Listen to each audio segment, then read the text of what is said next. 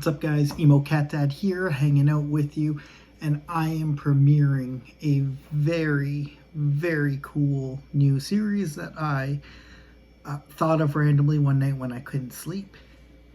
It's called 4gotten, where we're going to look at 4 things that have largely been forgotten. Now in the series, we can literally look at anything that's been forgotten in the emo pop punk scene, whether that's forgotten Warped Tour bands, or maybe pop punk classic movies like Scott Pilgrim. That has not been forgotten, but bet you there's a whole slew of movies that have been. So guys, hit the comments below, let me know what I should do. But for this debut of the Forgotten series, we're going to look at forgotten songs by God's favorite boy band, Waterparks, in honor of the release of their new album, Intellectual Property. And at the end of this video, I'm going to give my initial thoughts on this record. So stick around for that as well. But let's get started with Forgotten.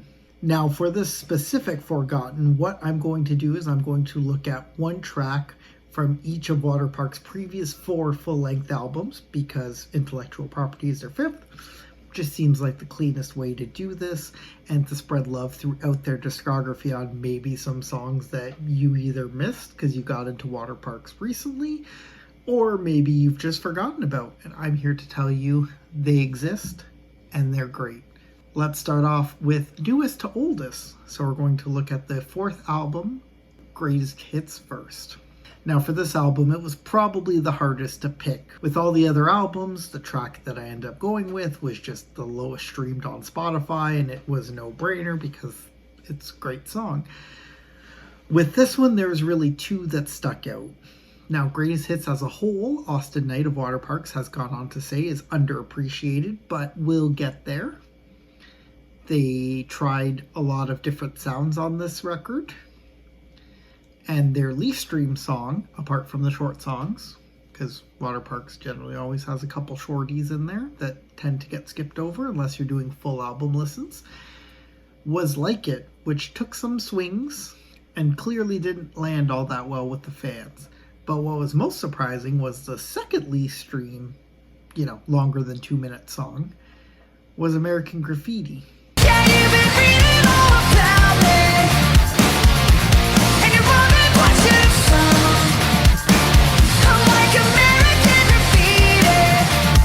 Now, American Graffiti has a very pop rock sound, probably the song most similar to their previous records, which were very popular. So I don't fully understand why this song has been so forgotten. It's in the middle of the track list, and in the middle of a 15-track track list, I could see kind of being lost in the middle. And it also has no live presence whatsoever outside of full album plays. It hasn't made it into Waterparks set list. Not that that's terribly surprising, because like I said, it's very similar to other Waterparks songs, so it doesn't probably do much for the band to play it live versus their earlier material that people want to hear. And also Waterparks is a band that relies heavily on the streaming numbers. If the streaming numbers aren't great, they're probably not going to play the song, unfortunately. What I like the most about the song is the vulnerability Awsten shows in his lyrics. The lyrics touch on how Awsten perceives himself to be through the eyes of the fans, and touches on how he feels like he always has to be ready and on display for the fans at any given notice, despite him needing a break.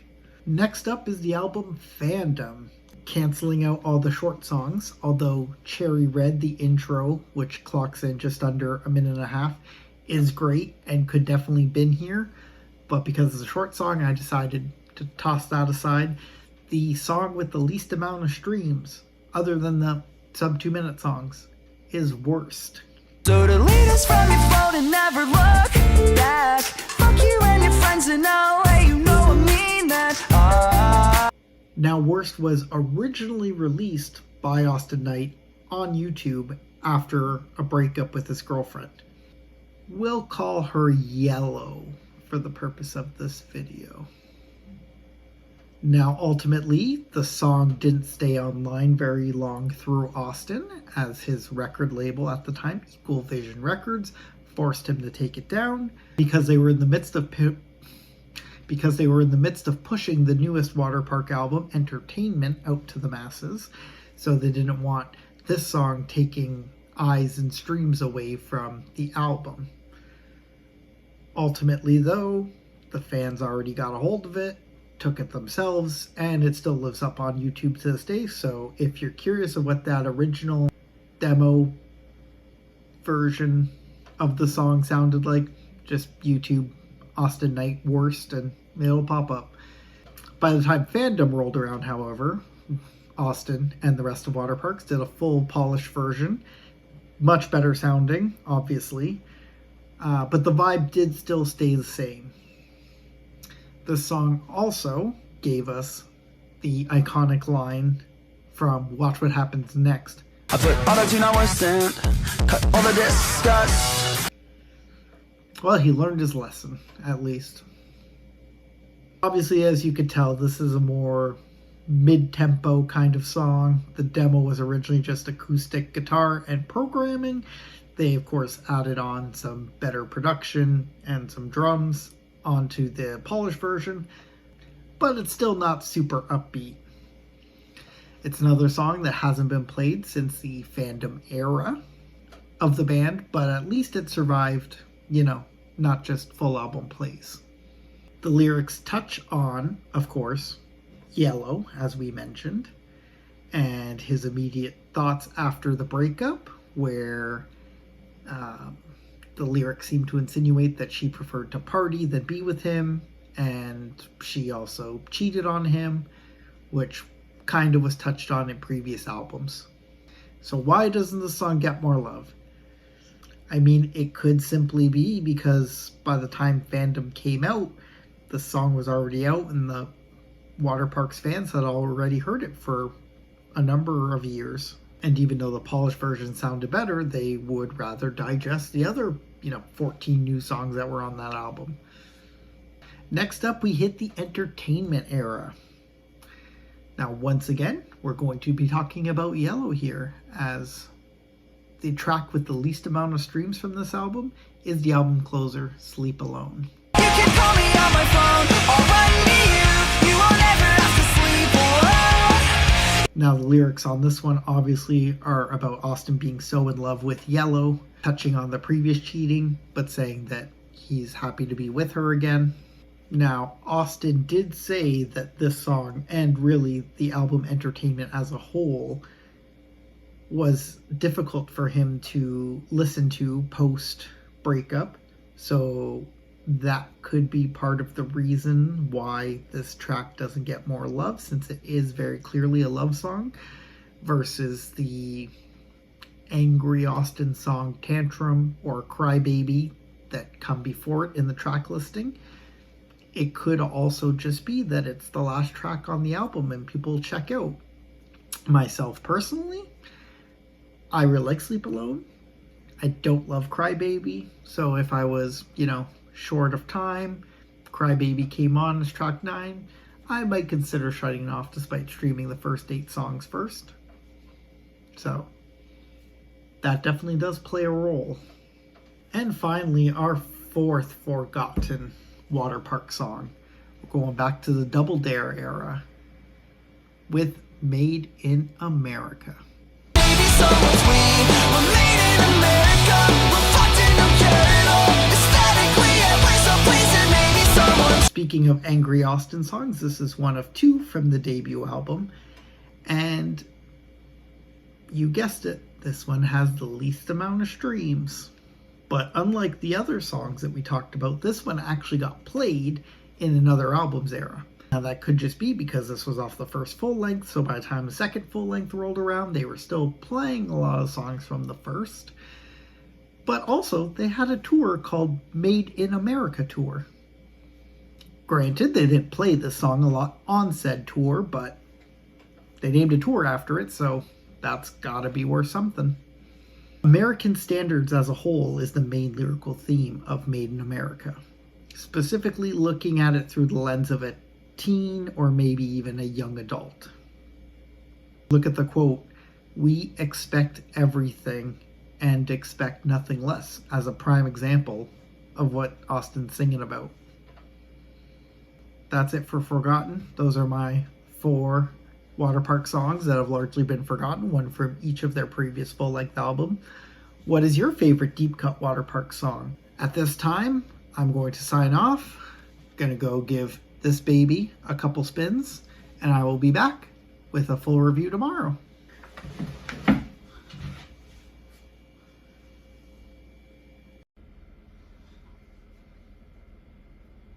Oof. Man, what a listen this album is.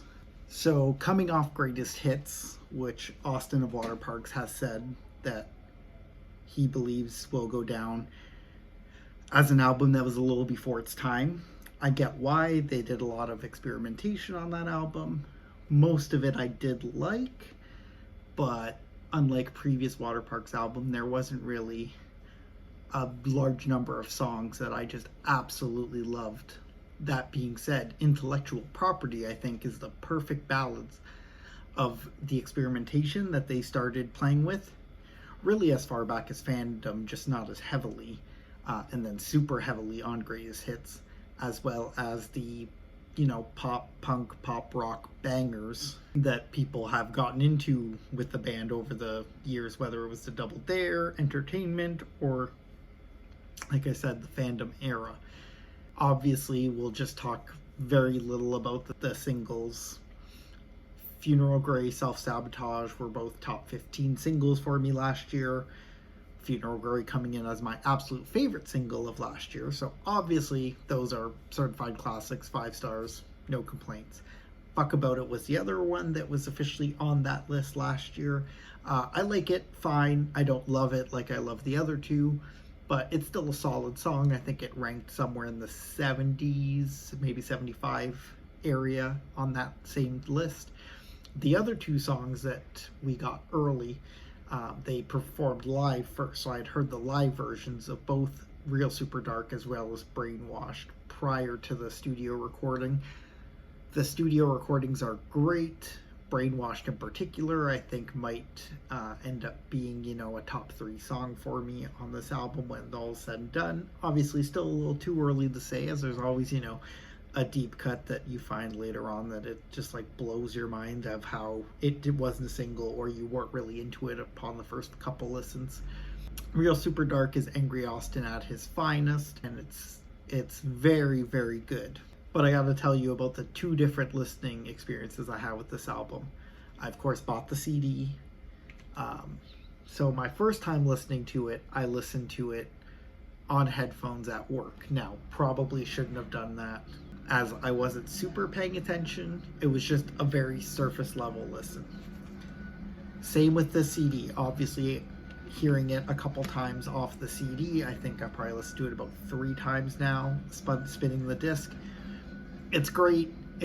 I did more of a surface level listen, obviously, but I listened to the lyrics more off the CD and really got to appreciate what Awsten was trying to say with his lyricism throughout these 11 tracks.